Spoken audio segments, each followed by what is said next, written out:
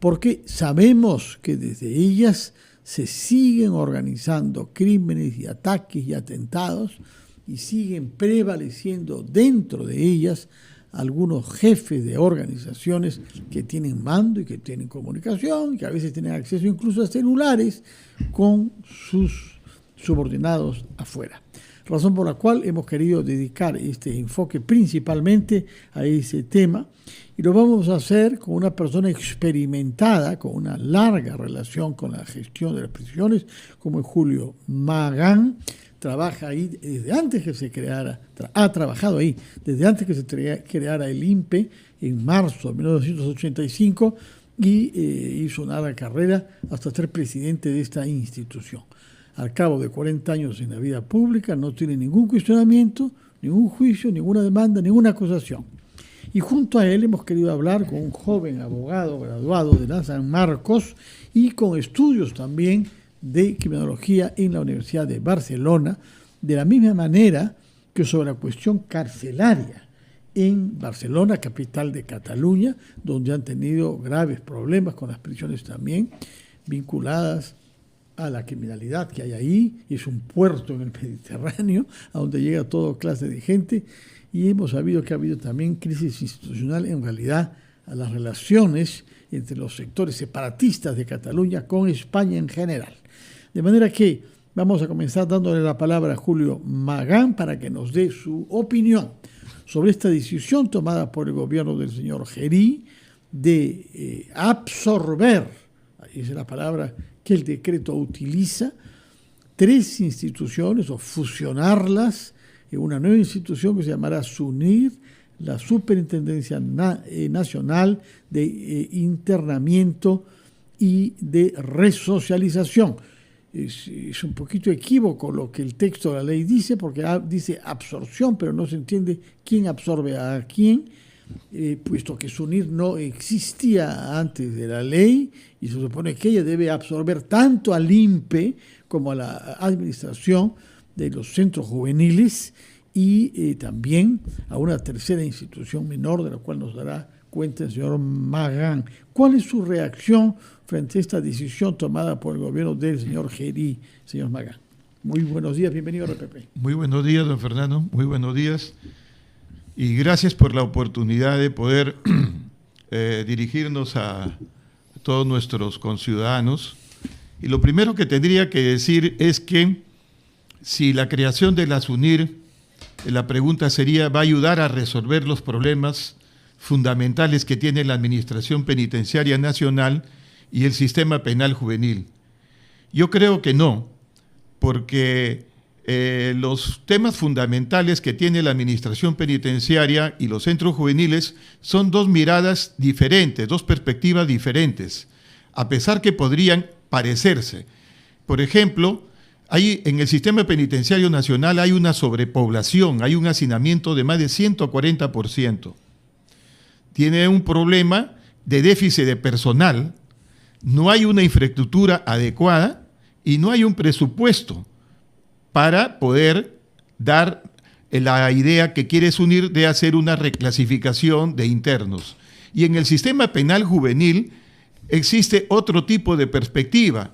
Digamos, ahí son medidas socioeducativas que tienden básicamente a mejorar la condición de los chicos, de los infractores, con las medidas socioeducativas, y la idea es que estos jóvenes delincuentes no lleguen al sistema penal nacional. Ese es en esencia, digamos, los problemas fundamentales que tiene la administración penitenciaria. Entonces, la idea es, con la creación de la SUNIR, que es un problema técnico, se quiere resolver con un problema político. Y por ahí no va el tema, porque la SUNIR, como usted bien lo ha dicho, se habla de un tema de absorción, de una fusión por absorción, absorber.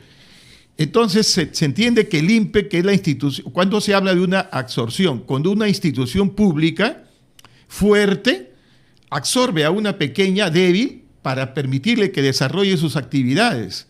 En este caso, no es así, porque el INPE no está absorbiendo a los centros juveniles del PRONACEN ni PRONAPARES, sino que es una institución que no existe, que recién se está creando, que va a absorber, no sé cómo va a absorber, porque los centros juveniles como la administración penitenciaria tienen una cultura organizacional diferente. Hay una cultura organizacional de la administración penitenciaria, de los centros juveniles, y en este momento de fusión es una dispersión. Muy bien. No hay una identidad. Tomamos nota de este cuestionamiento de base sobre el concepto mismo de absorción. Y creo que la ley habla de absorción-fusión, ¿no?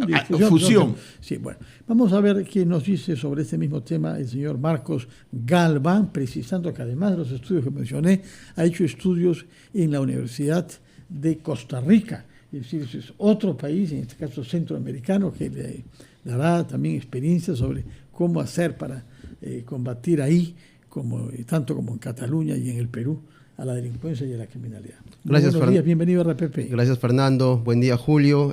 Un gusto compartir esta mesa. Vamos quizá de lo menos importante a lo más importante. Creo que el terreno carcelario suele gobernarse con mucha simbología. Es decir, se requieren ciertos significados, ciertos reportes de imperancia, de hegemonía, de autoridad. Y vaya que hasta el término SUNIR como tal me parece un tanto débil de acuerdo al INPE o al INPE colombiano, por ejemplo, viendo al punto terminológico de cómo catalogar una institución. Por otro lado, por ejemplo, la experiencia costarricense, la experiencia puertorriqueña, la experiencia ecuatoriana, nos deja ver una estructura organizacional en la que sí hay una unión, una fusión entre el tratamiento de adultos y el tratamiento de adolescentes. Se respeta el tratamiento penitenciario, vaya que los fundamentos, los lineamientos de respeto de derechos humanos están muy bien anclados en Costa Rica. Es decir, me parece que esta absorción o fusión, como se llama el decreto, no supone irrespeto automático del tratamiento diferenciado de adolescentes. Creo que de alguna manera ayuda a estructurar o generar una mejor arquitectura del tratamiento de las personas que han cometido determinadas conductas antisociales, delitos o infracciones, como quiera llamárselo, ¿no? Sin embargo, me llama mucho la atención lo ambiciosa que resulta la finalidad que se establece en este decreto. Es decir, está bien, hacemos una reestructuración, tratamos de generar una mejor organización en términos de marcos legal, bien, aunque no es muy específico el decreto, pero eso, ¿en qué ayuda propiamente a combatir la criminalidad? ¿En qué ayuda realmente a reducir la violencia de la perpetración del crimen? ¿En qué ayuda realmente a reducir los niveles de corrupción? Creo que desde ese lado podríamos hablar de una suerte de orden en la formalidad, pero pretender que con esta organización realmente se esté realizando un cambio, una transformación que tenga algún impacto propiamente en la neutralización de la delincuencia que tanto aqueja al Perú, me parece que es una finalidad que no está conectada propiamente con la naturaleza de este decreto. De acuerdo. Vamos a hacer una pausa deteniéndonos en esa pregunta que ha planteado usted. Se está pensando en la cáscara, pero no en el contenido de la institución, si es que lo he entendido bien. Y por mi parte tengo algunas preguntas más precisas que hacerles. Una de ellas tiene que ver con el nombramiento de los jefes regionales. INPE está distribuida en nuestro territorio, tengo entendido, en 8 regiones diferentes, y la ley menciona que se pueden contratar ahí a personas retiradas de las Fuerzas Armadas y policiales. ¿Qué significa eso? ¿Por qué tener que poner un énfasis en la ley cuando está sobreentendido que se puede? ¿Qué cosa lo objetaba antes? Quisiera comprender cuáles son los alcances de eso. De la misma manera que hagan algo que me sorprendió. El INPE está gobernado por un consejo, donde hay varias personas especialistas presididos por un presidente, pero en este caso pasamos, ese consejo queda disuelto, si he entendido bien, y hay única persona que decide todo. Y por otra parte, no veo que se ponga un énfasis en las prácticas alternativas a la prisión, como los grilletes electrónicos, que hemos comprado, que tenemos, pero yo no sé si se usan y en cuántos casos, porque se ve, a diferencia de otros países, escasísimo el uso que se hace de este instrumento que permite que personas que no sean peligrosas puedan cumplir la pena fuera de las cárceles, lo cual es una necesidad en vista de la sobrepoblación carceral, que es sin duda uno de los temas más graves que tenemos. Hacemos una pausa y retomamos nuestra conversación con el señor Julio Magán, expresidente del INPE, y con el criminólogo Marcos. Son las 9:21, estamos conversando con el doctor Julio Magán, quien ha sido presidente del INPE, y el abogado y profesor universitario e investigador en criminología Marcos Galván, que tiene la experiencia de su formación en la San Marcos, en la Universidad de Costa Rica y en la de Barcelona, Cataluña, España. la pregunta es, ¿este decreto que ha creado esta superintendencia tiene un contenido real?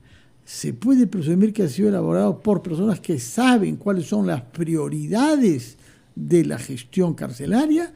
¿O más bien es hecho de una manera precipitada para dar la impresión de que se tiene una visión general de Estado de este problema y reforzar simplemente el poder del Ministerio de Justicia?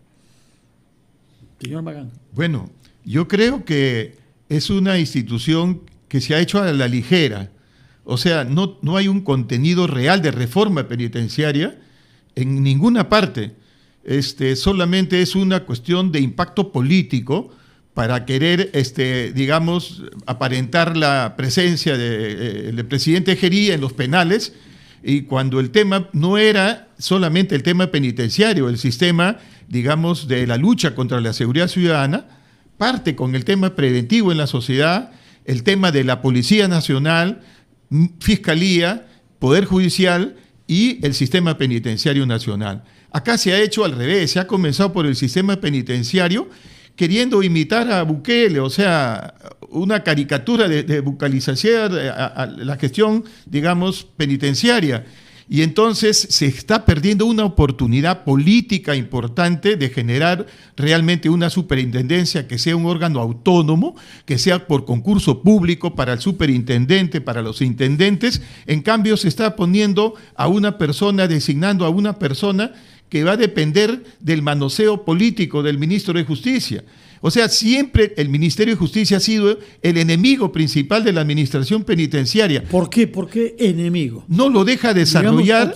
Digamos obstáculos. Obstáculos. No, sí. Entonces, la administración penitenciaria quiere crecer, tiene que tener su autonomía con su presupuesto, por ejemplo, para hacer decisiones en creación de establecimientos penitenciarios. El Ministerio de Justicia dice no y se genera unidad ejecutora, digamos, de infraestructura que en forma paralela controla lo que puede hacer la administración penitenciaria. Y entonces esa es una traba de desarrollo de la administración penitenciaria. Entonces, reitero, se está perdiendo una oportunidad. Y otra cosa, don Fernando, lo que usted dijo hace unos instantes, la administración penitenciaria es una institución civil, jerarquizada. Sin embargo, en la práctica, con esta norma, se está convirtiendo en una especie de agencia de empleos para los ex policías y ex militares retirados, dándoles la oportunidad que tengan la dirección de las direcciones regionales de la administración penitenciaria en contra de la formación que tiene el personal penitenciario. Y hay que acordarnos que la época más corrupta que tuvo la administración penitenciaria fue cuando estuvo a cargo de la Policía Nacional, por eso que se hizo el proceso. Es decir, ¿qué años? Entre los años 90 y los años del Fujimorismo, la Policía Nacional estuvo a cargo de la administración penitenciaria y por eso es que se tuvo que hacer la retoma en los penales. Yo creo que hay buenos policías, hay buenos fiscales, hay buenos jueces y hay buen personal penitenciario, como también hay malos policías, malos fiscales, malos jueces y mal servidor penitenciario. Pero apostemos a lo bueno, don Fernando. ¿Está de acuerdo con estas afirmaciones severas que ha hecho el señor Magán? Bueno, por la experiencia a la interna del sector justicia, siempre hay un condicionamiento político. Es decir, hay que tomar en cuenta que la cuestión carcelaria es sumamente compleja y difícil de administrar. Muchas veces las fugas, los motines, las reyertas son asuntos que se van a dejar ver dentro de la realidad carcelaria y muchas veces se le da un tono político antes que gestor y administrativo, y eso hace que muchas veces un jefe del INPE sea de alguna manera destituido, condicionado para continuar con una gestión que sería lo prioritario. Yo quisiera precisar sobre eso también, en cómo es que, si es que se tratase de colocar en la vitrina o en la palestra una reformulación de la institución carcelaria, me parece correcto. Es decir, insisto en que hay una arquitectura mejorada si es que queremos unificar el tratamiento de las personas que cometen delitos e infracciones. Lo que temo es cómo en la coyuntura la cárcel en el régimen de Gerí se ha convertido en una insignia muy superficial, es decir, se ha tratado de generar toda una suerte pues digamos, de sostén o de ancla en el que las cárceles resuelven la criminalidad, y creo que eso de alguna manera es lo que deja ver este decreto como un elemento más de ese modo de presentar el combate contra la criminalidad, y creo que en realidad no es lo correcto, ¿no? Quiero que nos diga una palabra, señor Magán, Sobre los centros juveniles, en el Perú hay 9 centros juveniles, tengo entendido, más un anexo. Usted ha trabajado primero en el INPE y después en los centros juveniles. ¿Qué diferencia hay? ¿Es razonable fusionar, en este caso hay que decirlo, las dirigencias y el modo de funcionamiento de ambas instituciones en una única superintendencia? Don Fernando, si realmente hubiera una institución y una voluntad política real de querer hacer un trabajo para hacer prevención de que estos jóvenes infractores no lleguen al sistema penal nacional, se daría otra perspectiva del trabajo del poder entender el tratamiento penitenciario, de hacer una buena reclasificación de los internos. Pero los 9 centros juveniles que existen en el país, más el anexo que tengan con 2, ninguno de esos centros juveniles ha sido construido para ese fin. Ninguno.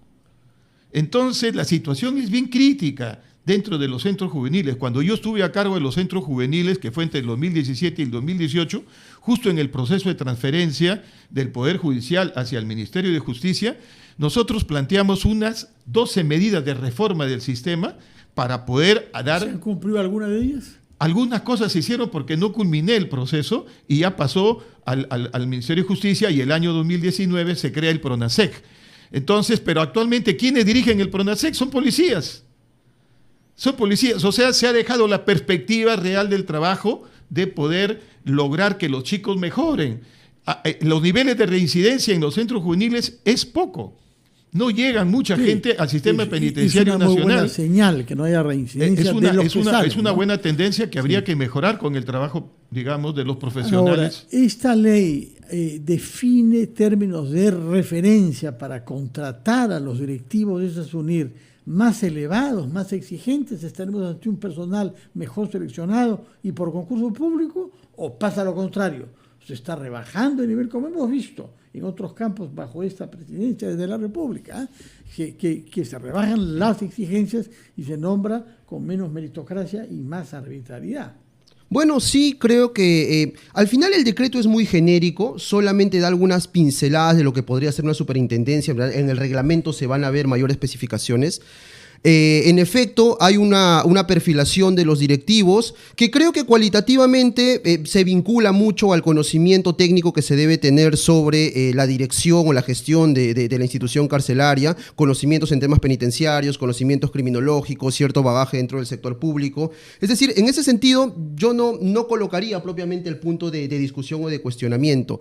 Lo que temo, insistiría, es cómo la cárcel va estableciéndose como un símbolo para gestionar un asunto tan sensible como la criminalidad, ¿no? Señor Magán, pero sí han habido críticos que sostienen que este decreto rebaja las exigencias para la contratación de los que serán dirigentes tanto a nivel nacional, uno solo, cuanto de las regiones. Sí, bueno, el anterior Código de Ejecución Penal no es derogado el Código de Ejecución Penal. Ahí se señala cuáles son los requisitos para ser presidente del Instituto Nacional Penitenciario. Y acá en el decreto se pone una normatividad para directores, etcétera, ¿no? Entonces, ¿cuándo se hizo el cambio de perfil para asumir la presidencia del INPE? Cuando estuvo a cargo el señor Iván Paredes. O sea, se bajaron los niveles para que puedan tener acceso. Y eso es lo peligroso que pueda ocurrir el día de hoy con la SUNIR. Pero digamos que los términos de referencia que están vigentes son los rebajados bajo la gestión del señor Paredes, que ha sido separado hace una semana. Exactamente. Después de haber cometido errores gruesos, ¿no? Exactamente. Y entonces, ¿por qué era un consejo? ¿Por qué? Porque permite que se socialice, digamos, los criterios para la toma de decisiones. Entonces, si hay una buena información, si hay un buen debate del Consejo, se toman unas buenas decisiones para la gestión pública y la gestión penitenciaria. Acá va a estar a cargo de una sola persona, que puede ser muy arbitrario, ¿no? Salvo que sea una persona que conozca realmente, digamos, y tome las mejores decisiones, porque si le va bien a la persona que asume esta institución, realmente los resultados serán favorables para todo nuestro país. Tenemos unos minutos después de una pausa todavía y yo quisiera que se aborde el tema que planteé al principio sobre los grilletes electrónicos. ¿Por qué si los hemos comprado no los usamos? Y luego, ahí donde se usan, ¿dan buenos resultados o no? Quisiera que me contesten a estas preguntas en relación a las maneras alternativas de tener bajo control a personas que han delinquido, pero que no representan un peligro para la sociedad. Vamos a hacer una pausa, retomamos nuestra conversación. Como sabemos, un barrio en Ventanilla. Muy bien, vamos a ver cómo evoluciona la situación en el Callao, que en este momento se halla en una situación difícil a propósito del bloqueo, repito, de la avenida Gambetta, con las dificultades que eso genera a los que quieran salir de Lima hacia el norte, por ahí. Muy bien, retomamos entonces nuestra conversación. Señor Magán, debía usted darnos su punto de vista sobre los temas que a usted le parece que es importante todavía que abordemos.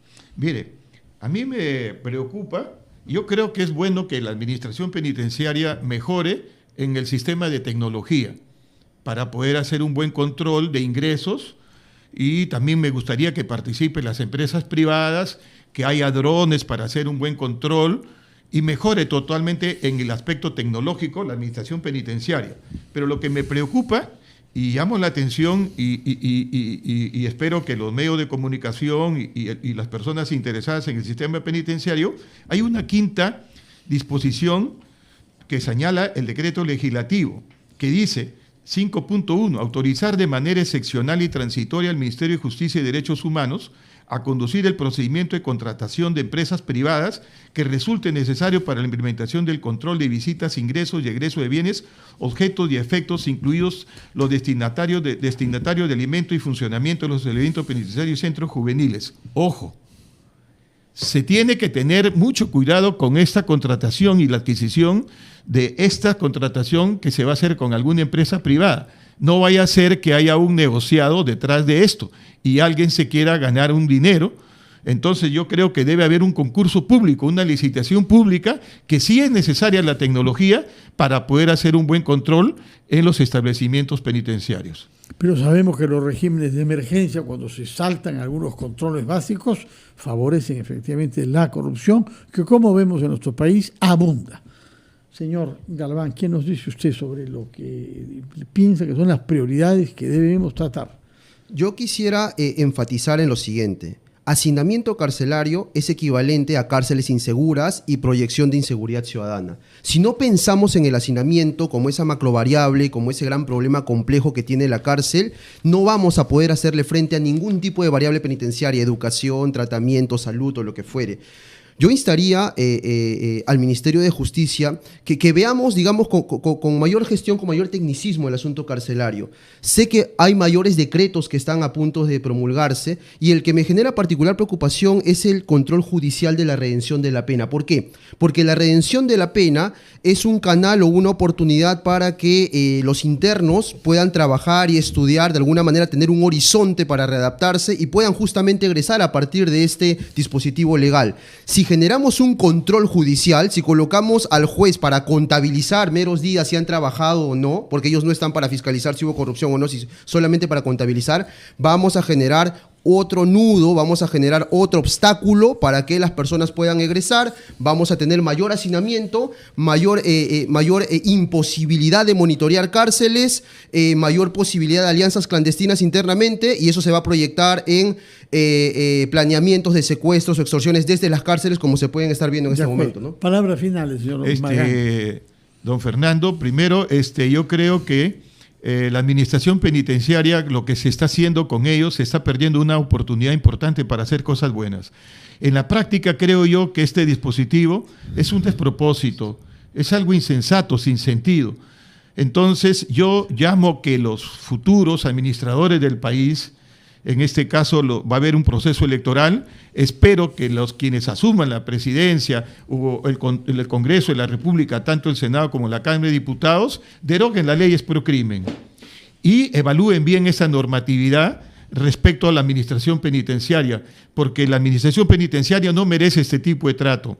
Y la sobrepoblación, como dice el amigo Marco, va a crecer. Y entonces solamente hay dos posibilidades para enfrentar el tema del hacinamiento. Uno, que ingresen menos internos, y eso depende del Poder Judicial. Que no parece lo recomendable ahora. Y lo otro es que se construyan más establecimientos penitenciarios y utilizar las medidas alternas que no están utilizándose ni se están construyendo penales nuevos. Muy bien, muchas gracias por su presencia y por la libertad con la que se han expresado críticamente, en algunos casos con bastante severidad.